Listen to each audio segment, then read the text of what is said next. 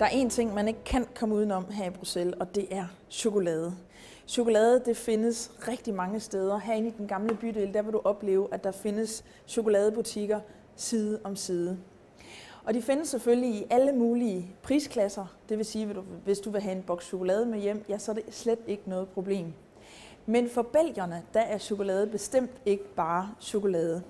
Nu der skal vi møde en person, som arbejder meget passioneret med chokolade. Hans navn er Laurent Chabot, og Laurent han startede sin chokoladevirksomhed i en kælderlejlighed i Kina.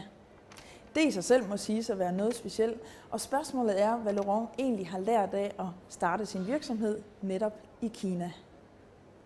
C'est le goût, ça a vraiment changé mon goût. Le fait qu'il n'y avait pas de sucre dans la cuisine chinoise, je me suis habitué pendant 2 ans à manger sans sucre. Et de retour en Belgique, en fait, je supportais plus du tout la cuisine et les chocolats, typiquement belges, qui sont assez sucrés, assez gras, et souvent avec de l'alcool aussi. Et donc j'ai supprimé tous ces ingrédients que j'avais déjà supprimés en Chine pour ma production ici.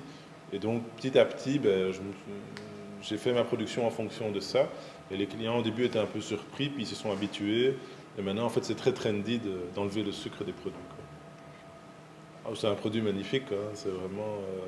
c'est un produit de l'enfance. Moi j'adore, d'abord mon chocolat parce qu'il est assez différent, c'est un mélange spécial de fèves de Madagascar et d'Équateur. Et c'est vraiment un produit bonheur, quoi. C'est un produit cadeau, on se fait plaisir à soi-même. Un peu partout dans le monde, il y a du yuzu qui vient du Japon, des pistaches qui viennent de Grèce, des baies rouges qui viennent d'Iran, du gingembre de Chine, des abricots et des poires d'Afrique du Sud. Ça vient vraiment d'un peu partout dans le monde. C'est toujours mélangé avec mon chocolat noir. Et le but, c'est toujours de faire un goût addictif. Donc il n'y a pas énormément de produits dans la collection, il y en a 30-40, mais c'est toujours des goûts très particuliers et on en mange un, on a envie d'en manger un deuxième et un troisième. Ça, c'est le principe. Og ja, man får virkelig lyst til at smage på de indbydende varer. Det gode ved eksklusiv belgisk chokolade er, at man ikke spiser så meget. Der er utrolig god smag i hver enkelt bid. Chokoladen er sød og smagfuld, og det overraskende er, at der ikke er ret meget sukker i.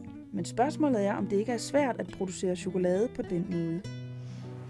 C'est difficile pour la conservation des produits. Donc tout ce qui touche aux fruits secs ou aux fruits semi-confits, il n'y a pas de souci.